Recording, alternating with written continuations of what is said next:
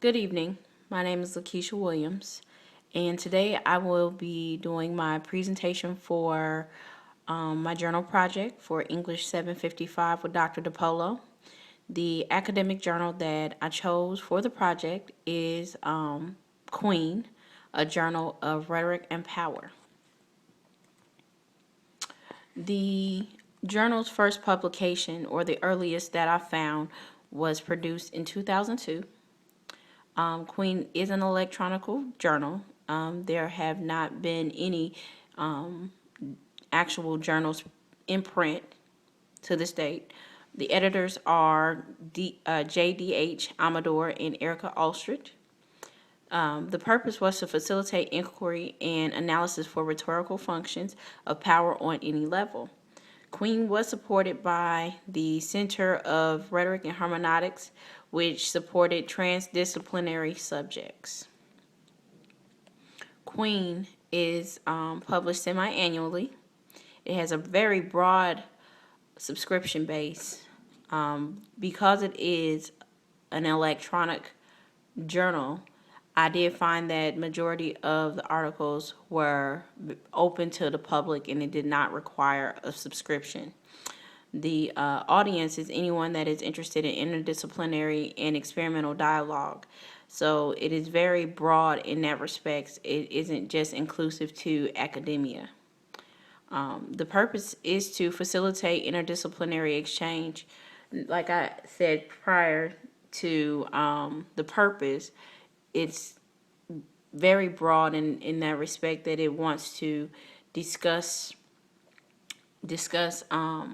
issues that relate to both cultural studies and rhetoric, and even some social issues, to more than just academia.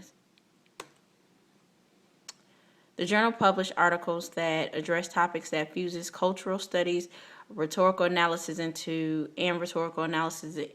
dialogue. The publication offers both research articles as well as teacher practice articles. There are a mixture of publications, are not submissions to the journal itself, and that is primarily because the submissions that they basically accept are not just academic. For the most part, the publications did not include abstracts. However, I did find that in some of the later publications, closer to 2010 and beyond that point, they did offer some of the actual submissions to have abstracts attached to them.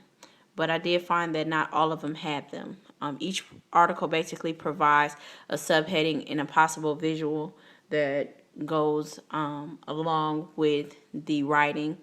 The publication itself does accept video, visuals, other visuals in terms of photographs, as well as other things that would count as media outside of actual writing of articles.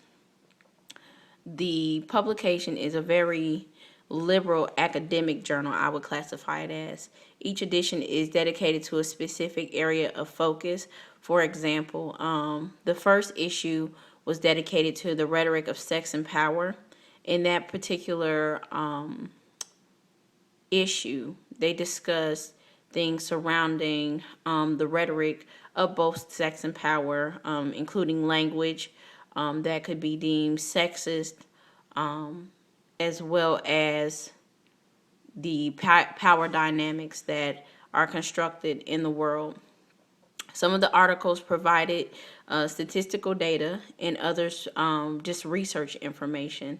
A lot of the publications pulled from other books or other journal articles or academic journals that were credible, and utilize that information for the purpose of conveying a message for this particular journal.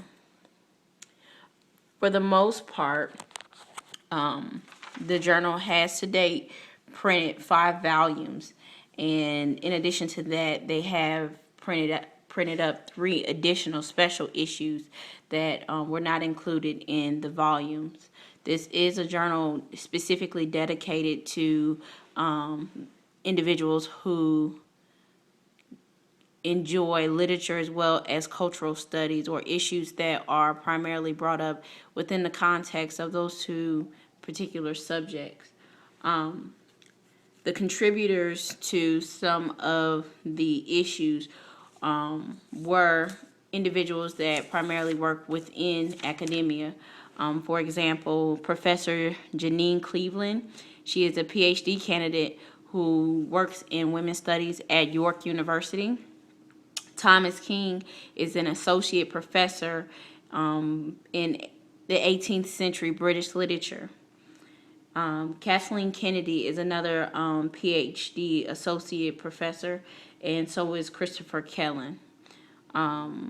This liberal academic journal basically services anyone, as I stated earlier, that seeks to follow or, so to speak, engage in dialogue that pertains to social issues that are primarily addressed within the context of rhetoric. It is more practical than theoretical. It concerns with actual doing something, or more or less the individuals making a lot of the social implications or issues known, and it shines a light on the rhetorical frameworks that aim to persuade individuals in society, and how each of those persuasive acts could in some way, or potentially on a larger scale, I guess I could say, persuade us to think or fall into oppressive hands, so to speak. The status of the publication was not specifically stated. To my knowledge, it still is a semi-annual publication. It's not out of print yet. And as I stated earlier, there have been 5 volumes so far, as well as 3 additional special additional issues. So pretty much that is that for my presentation. And I would like to show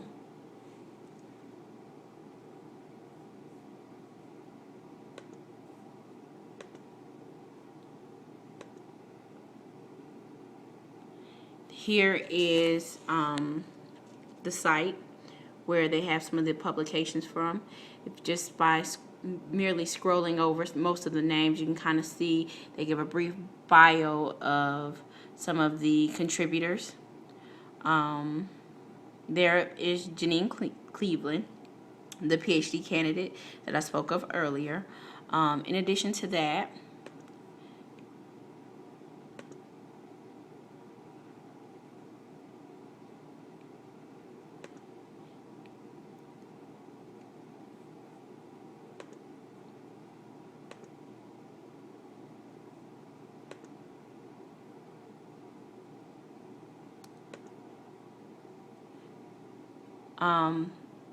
Jenny Wood, for example, this is a publication by her discussing her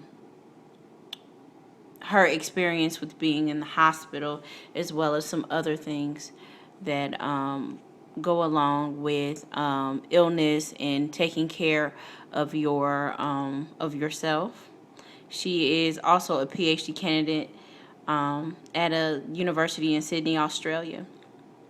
So, with that being said, that concludes my presentation on Queen. This is a very interesting journal of rhetoric and power that I would highly recommend to any student that seeks to learn more about rhetorical frameworks or some of the larger issues at hand here. Thank you for your time.